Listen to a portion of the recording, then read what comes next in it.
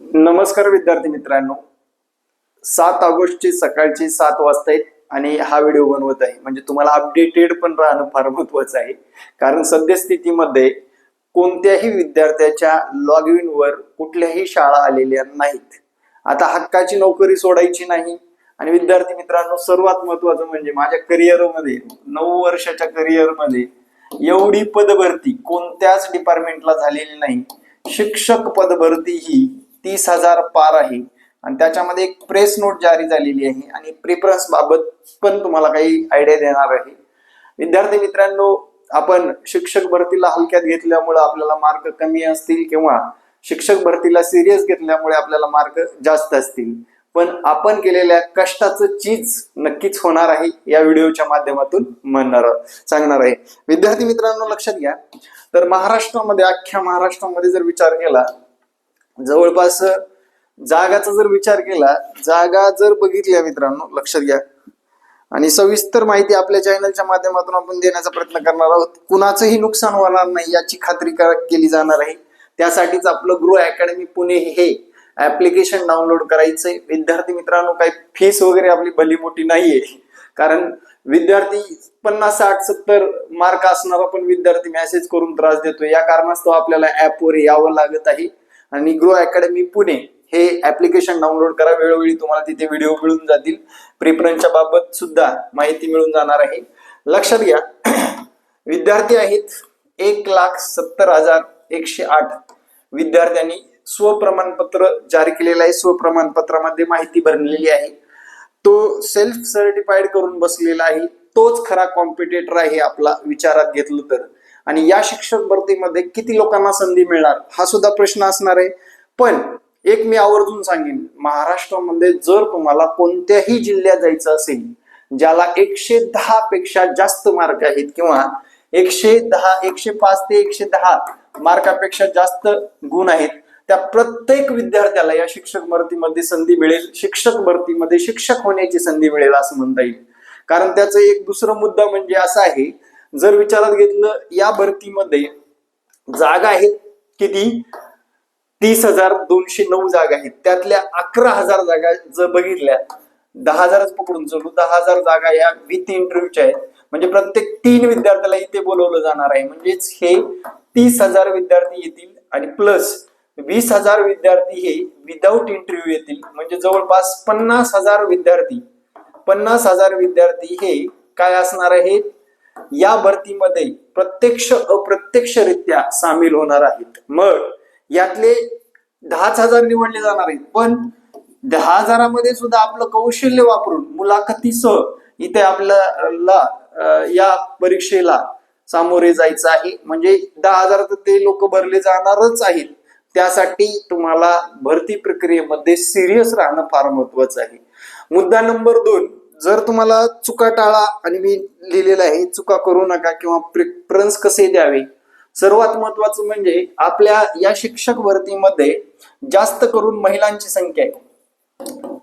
महिला जर विचारात घेतल्या तर त्यांचे मिस्टर एखाद्या शहरामध्ये, एखाद्या गावामध्ये सेटल असतात, मुलं लहान असतात. हा सुद्धा एक भावनिक विषय आहे.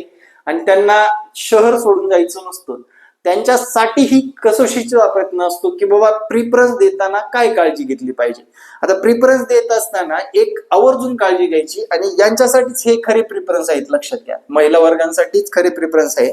पुरुष वर्ग जर विचारात घेतला, तुलनेने कमी पण आहे आणि कोणत्याही भागामध्ये जाऊन नोकरी करण्यास तयार असतो. पण महिला वर्गांना प्रिफरन्स देताना बऱ्याच अडचणी येतात. कौटुंबिक अडचणी असतील किंवा जे काही आपल्याला नोकरी करण्यासाठी सोयीस्कर जिल्हा निवडण्यासाठी असतील अडचणी. आता जिल्हा परिषदचा जर विषय बघितला, तुम्ही मोहापोटी जर चांगले मार्क असून सुद्धा तुमचा मोह आवरता आला नाही तुम्हाला, आणि तुम्ही जर वेगवेगळ्या ठिकाणचे प्रिफरन्स दिलात किंवा जास्त जागा आहे तिकडे जाऊ बाबा इकडे जाऊ, सिलेक्शन झाल्यानंतर त्रास होण्या अगोदरच सांगतोय, तुम्हाला जिथे नोकरी करणं शक्य आहे तिथे तुम्ही व्यवस्थितरित्या प्रिफरन्स देणं गरजेचं आहे. मग तिथले मेरिट किती जाईल हे कुणालाही कळत नसतं. लक्षात ठेवा, कुणालाही कळत नसतं. म्हणजे कुठे पोरं जास्त आलेत, कुठे प्रिफरन्स जास्त आलेत हे समजणारी गोष्ट नाहीये. लक्षात ठेवा. मग तुम्हाला हक्काची नोकरीच जर हवा असेल तर तुम्हाला संपूर्ण 100 प्रिफरन्स विदाऊट इंटरव्ह्यूला आणि विथ इंटरव्ह्यूला 50 प्रेफरन्स देऊन बिनधास्त निर्धास्त राहायचं आहे. मग तिथे जागाचा विचार करावा लागेल. ज्या की जागा जर विचारात घेतल्या, आपल्या कास्टच्या जागा ओपनच्या जागाची तुलना करणं गरजेचं आहे. महिलांना जागा किती आहेत याची सुद्धा तुलना करणं गरजेचं आहे. पुरुष मंडळींनी आपल्या कास्टच्या जागा व ओपनच्या जागा किती आहेत याचा विचार करून आपल्याला आलेल्या शाळा त्या शाळेमधल्या जाहिराती ओपन करून त्याच्यामध्ये आपल्या कास्टला जागा किती, ओपनला जागा किती, आपण खरंच तिथे नोकरी करू इच्छितोय का, हे सर्व पाहणं गरजेचं आहे. लक्षात घ्या. आणि हे जर विचारात घेतलं तर विद्यार्थी मित्रांनो, तुम्हाला सगळ्यात महत्वाची बाब म्हणजे सांगायची म्हणजे या भरतीमध्ये जवळपास 50,000 लोकांना संधी मिळाल्याशिवाय राहत नाही. ओके, लक्षात आलं. आता दुसरा मुद्दा सांगतो, दुसऱ्या टप्प्याचं एक गुणगान गातो बघा. लक्षात घ्या. या भरतीमध्ये कार्यरत शिक्षक आहेत. कार्यरत शिक्षक जे आहेत, कार्यरत शिक्षक जर विचारात घेतली, कार्यरत शिक्षक म्हणजे जे काही 2022 मध्ये सिलेक्ट झालेले आहेत त्यांना जिल्हा बदल हवाय, ते पण आपल्या कॉम्पिटिशन मध्ये आहेत. आणि ते काय विचार करणार, ते स्वतःच्या जिल्ह्यात किंवा त्यांना सोयीस्कर ठरणाऱ्या जिल्ह्यामध्ये स्वतःच्या जिल्ह्यात जाण्याचा प्रयत्न करणार. लक्षात घ्या. मग चांगले दुर्गम भागामध्ये एखाद्या व्यक्तीचा जर नंबर आला असेल तर चांगल्या भागामध्ये जाण्याचा प्रयत्न करणार, चांगल्या भागात त्यांना सोयीस्कर ठरेल अशा ठिकाणी जाण्याचा प्रयत्न करणार. म्हणजे फॉर एक्झाम्पल पुण्यामध्ये 500 जागा आहेत मित्रांनो. 500 जागामध्ये महाराष्ट्रातील अनेक विद्यार्थी तिथे जाण्यास उत्सुक असणार, तिथले मेरिट जास्त जाणार. ही सिंपल गोष्ट आहे मित्रांनो, लक्षात ठेवा. मग त्यावेळेस आपण विचार काय करायचा की बाबा स्वतःच्या जिल्ह्यापासून जर विचार केला तर महिलांना सोपं जाणार आहे. पण तुम्हाला त्रास याचा होणार आहे दुसऱ्या टप्प्यात. परत ही रिक्त पद आणि वाढलेली पद एकत्रित आले आणि दुसरा टप्पा एखाद्या वर्षाने होऊ शकतो. काय सांगतो मी, हे दुसरा टप्पा एखाद्या वर्षाने सुद्धा होऊ शकतो. तो संयम आपल्याकडे असणं गरजेचं आहे. तुम्ही पाहिलं असेल 2022 मध्ये जी परीक्षा झाली, 22 एंडिंगला झाली, 23, 24, 25 ऑक्टोबर पर्यंत परीक्षा चालली. 25 ऑक्टोबर पर्यंत परीक्षा चालली.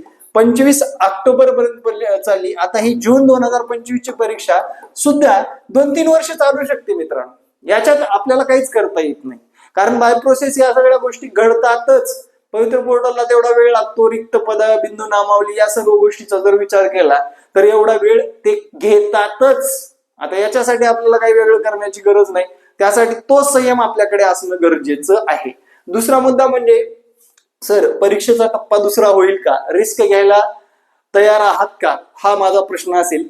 ज्या विद्यार्थ्यांना चांगले गुण आहेत, स्वतःचा जिल्हा हवा आहे किंवा स्वतःच्या जवळच्या जिल्ह्यामध्ये पाहिजे असेल त्यांनी रिस्क घेऊ शकतात. ते स्वतःच्या मर्जीवर असणार आहे. मग तुम्ही कसं करायचं ते तुम्ही ठरवायचं आहे. त्याच्यामध्ये कुणाचाही सल्ला ऐकायचा किंवा नाही ऐकायचा हे तुमचा प्रश्न आहे मित्रांनो. आता जर बघितलं जिल्हा परिषदेच्या एवढ्या जागा भरल्या जात आहेत. लक्षात घ्या किती, 13,351 पदसंख्या भरली जाणार आहे.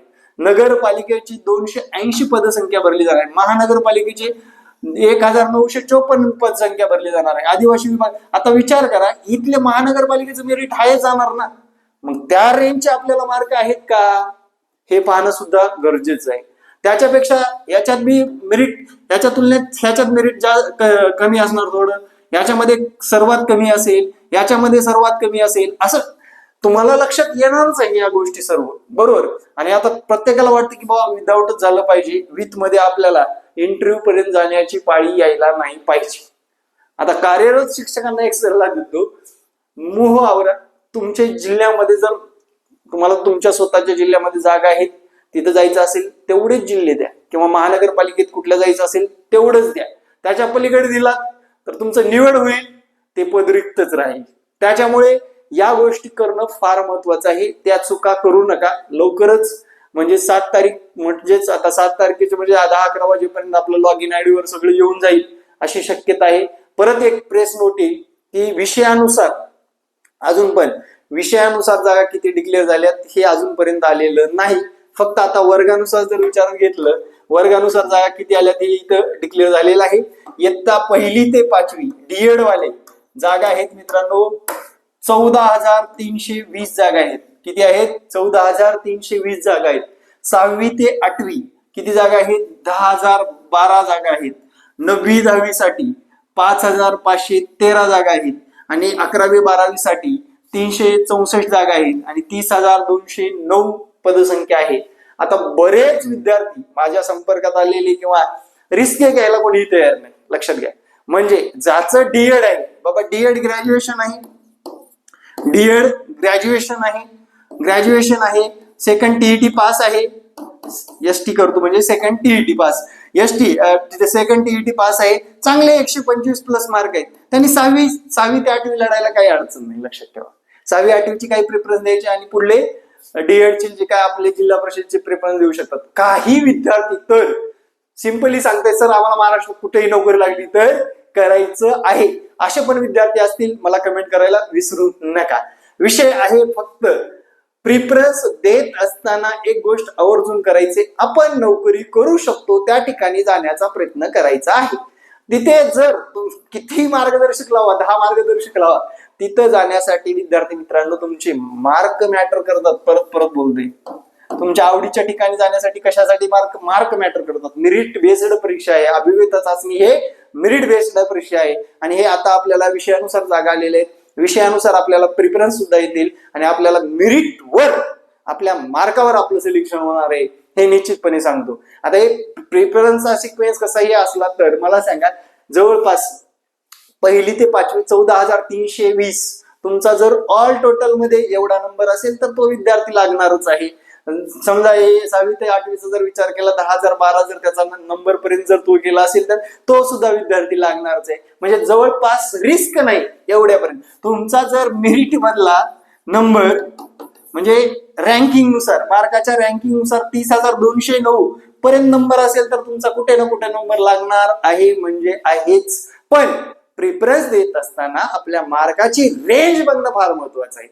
आहेत 105 मार्क, विचार करतोय सातारा, सांगली, सोलापूर, कोल्हापूर किंवा सदन जिल्हे, पुणे, नाशिक महानगरपालिकेचा विचार करतोय तर त्याचं नुकसान झाल्याशिवाय राहणार नाही. ही सिंपल गोष्ट आहे विद्यार्थी मित्रांनो. त्यामुळे या सर्व गोष्टीचा विचार करून आपण प्रिफरन्स जनरेट करत असताना या सर्व गोष्टीचा विचार करूनच आपल्याला प्रिफरन्स जनरेट करायचे आहेत आणि लवकरच आपल्याला लॉक सुद्धा करायचे. लॉक झाले ते बघायचे, त्याचे PDF डाउनलोड करून आपल्या स्वतः जवळ ठेवायचे आणि लवकरच दुसरी प्रक्रिया म्हणजे सिलेक्शन लिस्ट लागते की तुम्हाला कोणता जिल्हा मिळालेला आहे, कोणता जिल्हा मिळाला तिथं डॉक्युमेंट व्हेरिफिकेशन होतात आणि त्यांनी स्पष्ट सांगितलेलं आहे 14/5/2025 च्या अगोदरची सर्व डॉक्युमेंट, शैक्षणिक डॉक्युमेंट, त्या अगोदरचे कास्ट डॉक्युमेंट, त्या अगोदरचे इव्हन NCL ला सुद्धा ती अडवणूक करण्याची शक्यता नाकारता येणार नाही.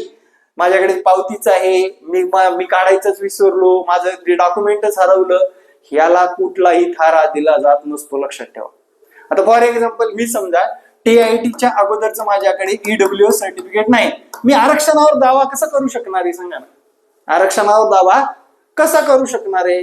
माझ्याकडे OBC नाही, TIT देण्याच्या अगोदरच मी आरक्षणावर दावा कसं करू शकणार आहे? या सर्व गोष्टीचा विचार करून तुम्हाला या भरती प्रक्रियेमध्ये जे काही आपल्याला शाळा आल्या त्याची रेंज काय आहे आपल्या मार्काची, महाराष्ट्रामध्ये कॉम्पिटिशन मध्ये आपण कोणत्या नंबरला आहोत याचा विचार करून प्रिफरन्स देणं फार आणि फारच महत्वाचं आहे. तुम्हाला माहित आहे बरेच सोशल मीडियाला व्हिडिओ बघून तुम्ही फार कंटाळून गेलात. हा माझा सुद्धा व्हिडिओ बघितला असेल, तुम्हाला या व्हिडिओच्या माध्यमातून काय सत्यता वाटते ते मला नक्कीच कमेंटमध्ये सांगायला विसरू नका. कारण 9 वर्षाच्या करिअरमध्ये विद्यार्थी मित्रांनो या भरतीमध्ये विद्यार्थी एवढे कंटाळले होते की प्रत्येकावर एक रोष होता की भरती प्रक्रिया झाली पाहिजे, भरती प्रक्रियेमध्ये चांगल्या जागा आल्या पाहिजे आणि सरकारने याला नक्कीच चांगल्या गोष्टीने रिस्पॉन्स दिलेला आहे. 30,000 पदसंख्या. मी काय सांगतोय, पुढल्या 10 वर्षामध्ये, पुढल्या 10 वर्ष लिहून ठेवा, पुढल्या 10 वर्षामध्ये शिक्षक भरतीमध्ये अजूनही जागा येतील आणि शिक्षक कमी पडतील. 2022 मधला शब्द आठवा, 2023 मधले व्हिडिओ बघत असाल तर तुम्ही ते आठवा. मी सांगितलं होतं 2025 मध्ये सर्वात मोठी भरती असणार आहे. अजून पण सांगतो 2027 मध्ये सुद्धा सर्वात मोठी भरती असणार आहे. त्यासाठी आपली शिक्षक भरतीची सुद्धा बॅच आतापासून करू शकता. एक दिवस नाही मित्रांनो, आपला दिवस येण्यासाठी आजपासून कष्ट करणं खूप महत्वाचं आहे. सिलेक्शन लिस्ट मध्ये नाव येण्यासाठी प्रत्येकाने कसोशीने प्रयत्न करणं गरजेचं आहे. आताचा मुद्दा जर विचारात घेतला, आपले मार्क मॅटर करतात. मी पहिल्या दिवशीपासून सांगतोय, ही मेरिट बेस्ड परीक्षा आहे आणि आपले मार्क मिळवण्यासाठी आजपासून गणित बुद्धिमत्ताची तयारी करा आणि महाराष्ट्रातील एक दर्जेदार शिक्षक होण्यासाठी तत्पर राहा. जय महाराष्ट्र. धन्यवाद मित्रांनो.